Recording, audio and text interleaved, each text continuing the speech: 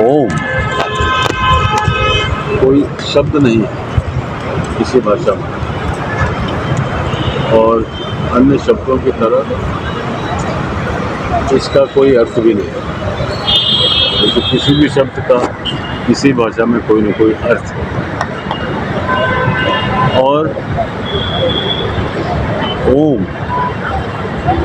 पूरी सृष्टि के जो अवधारणा है उससे जुड़ा हुआ है। ओम का सही उच्चारण किसी मनुष्य के लिए संभव ही नहीं है, क्योंकि ओम का सही उच्चारण सृष्टि ही कर सकती है। पूरी सृष्टि ही ओम का सही उच्चारण कर सकती है, और ऐसा पाया भी गया है। लेकिन अपनी मानवीय बुद्धि के अनुसार कुछ बातें जान लेनी चाहिए। जैसा मैंने बताया, ओम कोई शब्द नहीं है, उसका उच्चारण मनुष्य के लिए असंभव है। लेकिन यह आकार बनाया क्यों गया है? इस आकार का और इसका आकार को जो नाम दिया है वो समझना चाहिए। इस आकार का नाम दिया है और वो इसलिए कि कोई भी जब गला खोलता है, आवाज़ निकालता है, तो पहली ध्वनि अ निकलती है और आखिरी ध्वनि बंद हो गया। अब के अलावा कोई और ध्वनि नहीं निकलेगी इसके बाद। बाकी सब ध्वनियाँ आ, ऊ, चा, चा, का, टा, टा, पा, पा, ये सब बीच की हैं, है ना। लेकिन पहली ध्वनि है अ और आखिरी ध्वनि है। तो अकार, मकार, म, और बीच में है उ, उकार, अकार, मकार, मकार, अकार, उकार, मकार, मकार। 3 ध्वनियाँ हैं अ, उ, तो जहाँ तक हो सके हमको ओम का अपनी क्षमता के अनुसार जो हम कर सकें उसका सही उच्चारण करने का प्रयास करना चाहिए। तो अक्सर मैंने सुना है ओम का उच्चारण लोग करते हैं ओम, उसमें ओ तो है ही नहीं है, ओम में ऊ है, ऊम कोई कहता नहीं है, ओम कहते हैं। तो उसमें 2 त्रुटियाँ हैं। एक तो ओ है ही नहीं है, दूसरा अ भूल जाते हैं। तो अ भूल जाते हैं, ओ है ही नहीं है, तो सिर्फ हम एक हिस्से का उच्चारण करते हैं ओम, 2/3 तो बीत गया। तो उसका सही उच्चारण होता है नाभि से आवाज़ निकलनी शुरू हो, उसके बाद उसकी यात्रा जब गले से पहुँचे, गले के बीच से, तब वो ध्वनि होती है ऊ। सो हुआ ना। अब 2 आपने पकड़ लिया, अकार, उकार। उसके बाद गले से और चुटिया तक जो आवाज़ खोपड़ी में गूंजती है वो है मकार। तो जब आप का उच्चारण अपने आप में एक योग साधन है। ओम से कई, ओम से जुड़े, म से जुड़े हुए कई प्राणायाम की विधाएं भी, जैसे भ्रमरी ब्रेथ, मुंह बंद करके करें कांपती आवाज़ में, लगता है जैसे मक्खी भिनभिना रही है, मधुमक्खी। और अगर कान बंद कर लें और ये ध्वनि निकालें, उसको कहते हैं भ्रमरी प्राणायाम। पूरा माथा जो है ऐसे हिल के एकदम शांत हो जाएगा, और शांत के साथ साथ खाली हो जाएगा। ठीक है, तो सही उच्चारण होता है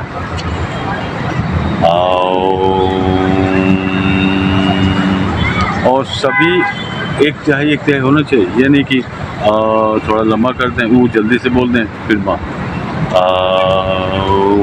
ऐसे नहीं।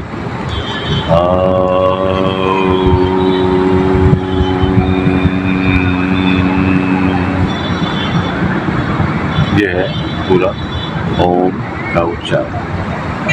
इससे पूरी श्वास का शुद्धिकरण होता है और जिस तरह से सांस लेनी चाहिए उस तरह से ओम के सही उच्चारण से ले सकते हैं। अक्सर लोग जो है ना फेफड़े से बोलते हैं, यहाँ से बोलते हैं, सारी पेट नहीं फुलाना चाहिए। पेट को एक जगह रख के ऐसे सांस लेते हैं फेफड़े से, मतलब सांस ज़्यादा लंबी खींच गई तो कंधा उठता है, ऐसा नहीं होना चाहिए। कंधा ढीला रहना चाहिए, फेफड़े की हड्डियाँ ढीली रहनी चाहिए। आप हड्डियाँ फुला लेते हैं लेकिन पेट की चमड़ी नहीं फुलाना चाहिए। इसको खींच के फुलाते हैं और पेट में चमड़ी कोई हड्डी नहीं है उसको नहीं फूलने देते। तो मेरा कहने का मतलब ये है कि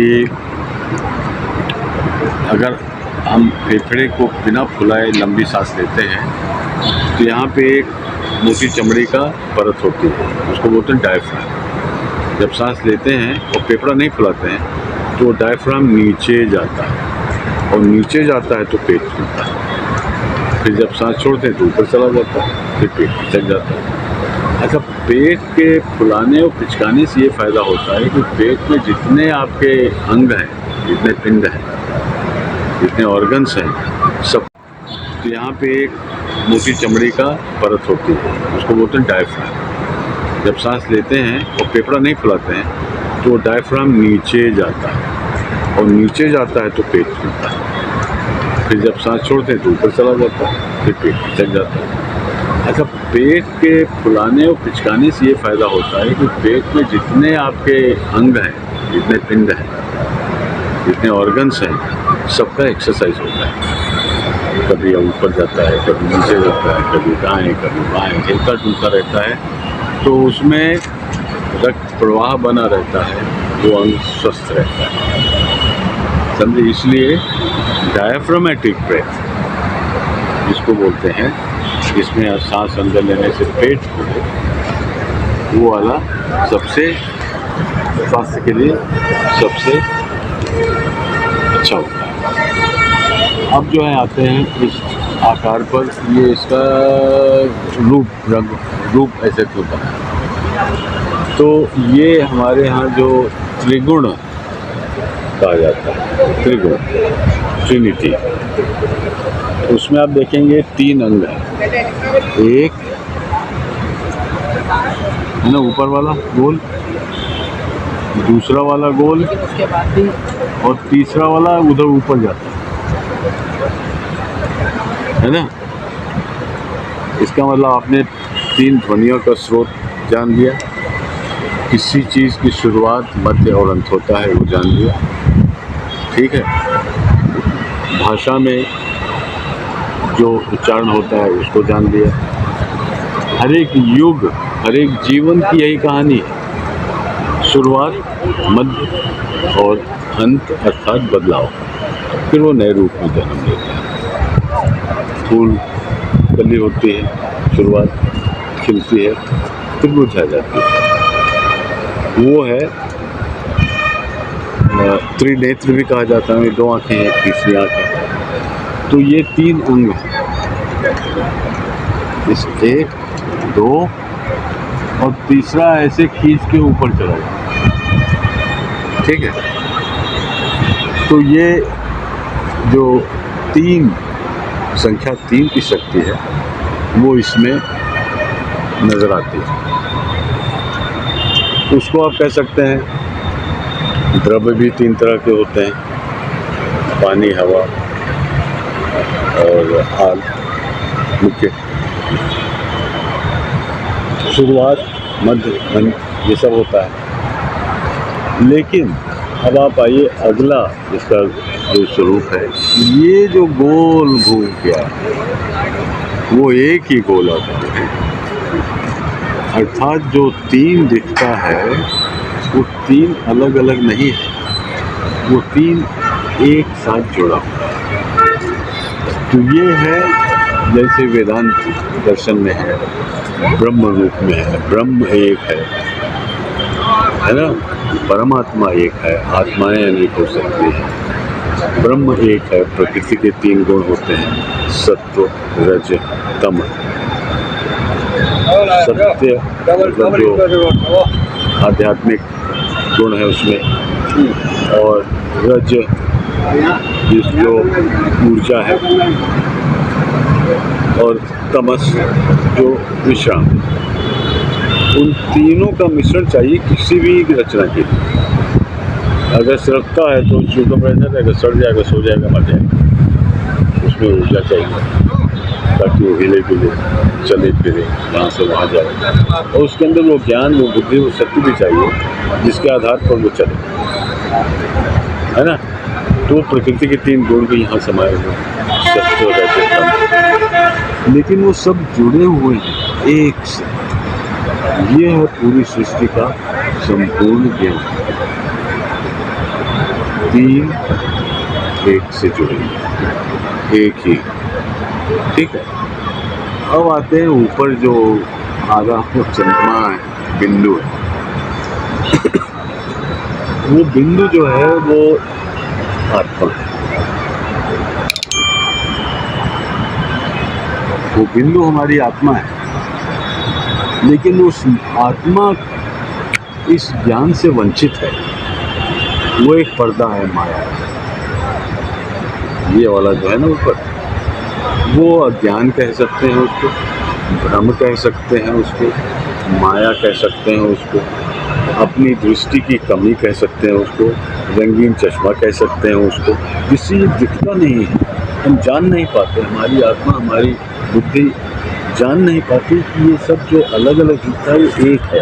तो जो वो बिंदु है वो आत्मा है, और जो ऐसे आकार बना है वो आत्मा तक ये ज्ञान नहीं, वो बाधा है, ये ज्ञान वहाँ तक नहीं जाने देता है, आत्मा तक बीच में एक रुकावट है। उस रुकावट को हम माया कह सकते हैं, अहंकार कह सकते हैं, प्रज्ञा अपराध कह सकते हैं, है ना, जो भी नाम दे, लीला कह सकते हैं, है ना।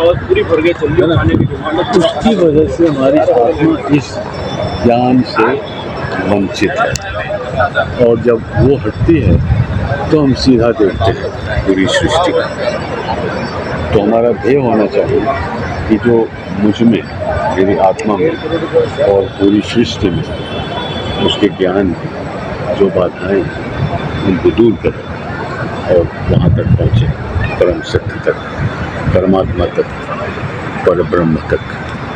एक बात और जोड़ देते हैं ओम की चर्चा में, वो यह है कि जैसा मैंने पहले कहा कि ओम ध्वनि जो है वो पूरे ब्रह्मांड में छाई हुई, हर कण में समाई हुई। और इसका प्रमाण मुझे करीब 20-22 साल पहले मैं एक कॉन्फ्रेंस में गया था, जिसमें वो जो कॉन्फ्रेंस रूम था उसमें लोगों के आने से पहले जो प्रोफेसर थे, वो रूस के बहुत बड़े वैज्ञानिक थे, उन्होंने एक ऑडियो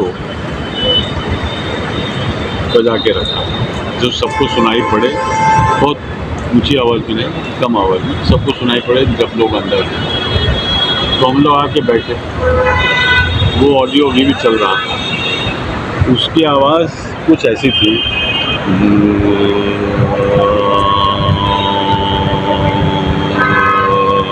ऐसी गूंजती हुई आवाज़ थी, उसमें आ ओ माँ अंश मात्र हर एक ध्वनि में जुड़े हुए जैसे लगते थे।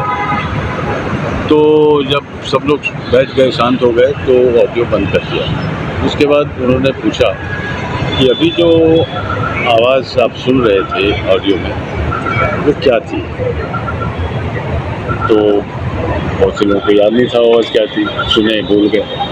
उनको याद थे, वो कह रहे थे ये कुछ जैसे वो हमिंग साउंड होता है ना, बन बनाने वाली जैसी आवाज़।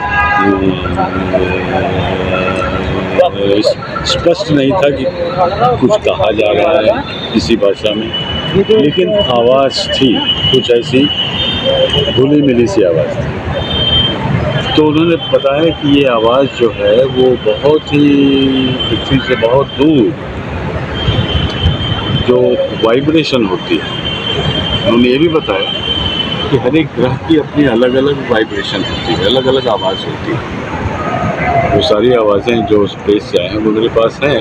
धरती की आवाज़ कैसे होती है? जब धरती ऐसे घूमती हुई चलती है तो अगर उसके पास कोई खड़ा हो तो उसको क्या सुनाई पड़ेगा अगर वो सुन सके तो। इसी तरह हर एक ग्रह, चंद्रमा, सूरज, Mercury, Venus, Mars, Jupiter, Saturn, सबकी अलग अलग आवाज़ होती है। इस तरह घूमने वाली आवाज़ और आगे बढ़ने वाली आवाज़। तो इसी तरह एक आवाज़ होती है जो हर जगह हमेशा मौजूद रहती है। उसको फिज़िक्स में कहा जाता है कॉस्मिक बैकग्राउंड रेडिएशन। वो जो इलेक्ट्रोमैग्नेटिक पूरा स्पेक्ट्रम होता है उसमें वो आवाज़ हर क्षेत्र में, हर जगह, हर समय वो छाई रहती है। लेकिन हमारे कान ऐसे बनाए गए हैं कि कानों के माध्यम से वो आवाज़ सुनी नहीं जा सकती। लेकिन अगर उसको थोड़ा सा एम्प्लीफाई करके, उसको बढ़ाकर, फ्रीक्वेंसी बढ़ाकर उसको रिकॉर्ड किया जाए तो हम सुन सकते हैं। लेकिन जो हम सुनते हैं वो आवाज़ नहीं है जिसका जिक्र हो रहा है। आवाज़ को थोड़ा सा हमारे सुनने लायक बना दिया जाता है तब हम उसको सुनते हैं। तो कॉस्मिक बैकग्राउंड रेडिएशन जो है वो ऐसी ध्वनि है जिसकी तुलना बड़े बड़े वैज्ञानिकों ने ओम से की है। अर्थात ओम जो है हमारे पूरी सृष्टि का बैकग्राउंड साउंड, में छुपी और फैली हुई जो ध्वनि है वो ओम है। बस ओम के विषय में आज इतना ही। इसको रिकॉर्ड किया गया है, बहुत धन्यवाद। मैं रिकॉर्डिंग आर्टिस्ट तो नहीं हूँ, लेकिन जो मेरी समझ में आया वो मैंने बोल दिया। थैंक यू ओम के बारे में इतनी गहराई से बताने के लिए। आशा करता हूँ कि जो भी इसको सुनेगा पहले से थोड़ा अधिक ओम के बारे में जान पाएगा। बहुत बहुत धन्यवाद सबको, नमस्कार।